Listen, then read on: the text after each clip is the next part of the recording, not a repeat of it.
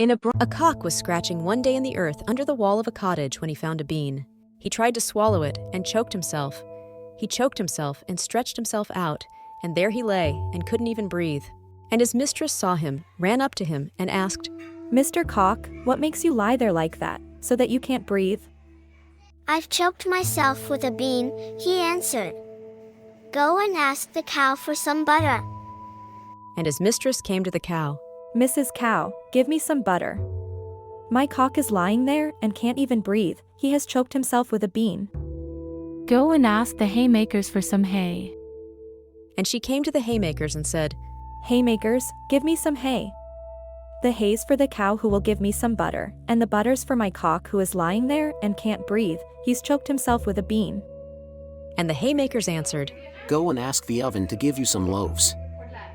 And she came to the oven and said, "Oven, oven, give me some loaves.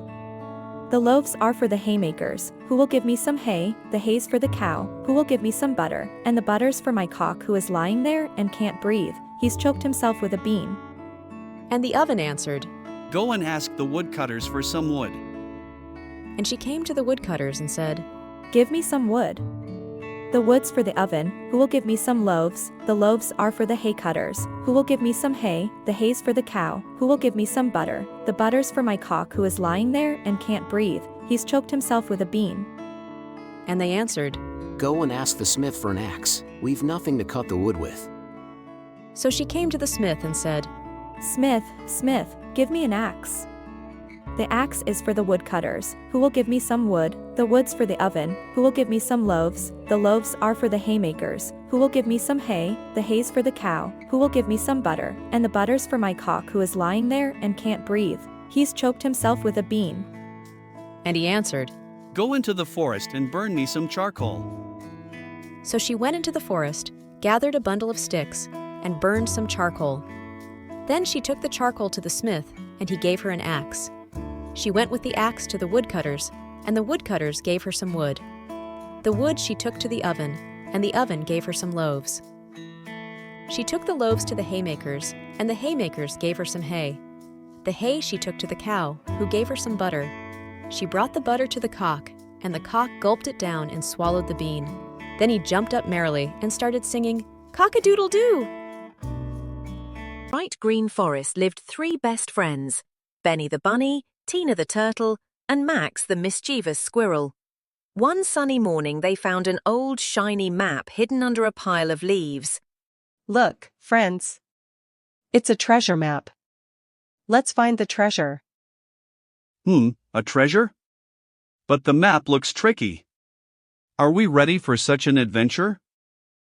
"Nothing can stop us. We're the bravest treasure hunters." The map glowed faintly, as if it had been waiting for someone to discover it. The three friends packed nuts, carrots, and water and set out on their big adventure. They hopped, crawled, and scurried under tall, whispering trees. Strange shadows danced as sunlight streamed through the branches. The map says we must cross the Giggle River. But I don't see any river. Maybe it's invisible.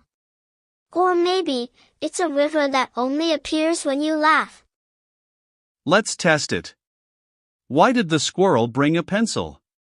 To draw some nuts. That's silly, Tina. Suddenly, the ground shook. Bubbles floated into the air and a sparkling river appeared, glowing with rainbow ripples. The Giggle River. It really works.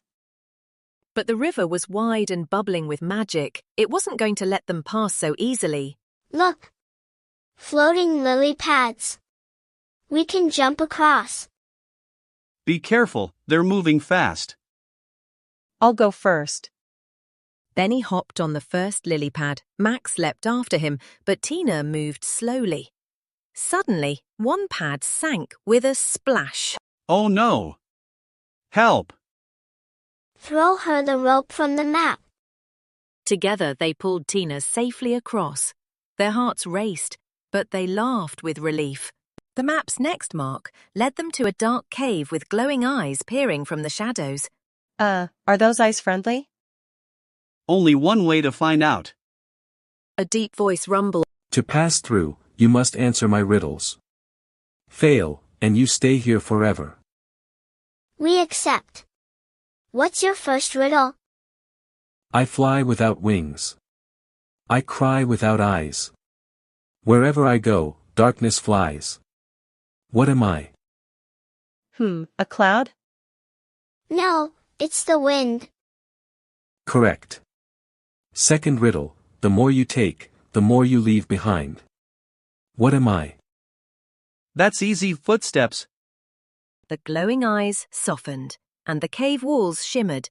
A secret tunnel opened for them. At last, they reached a giant tree with strange glowing shapes carved into its trunk. The map said, "Solve the puzzle to move ahead." It's a shape puzzle. My favorite.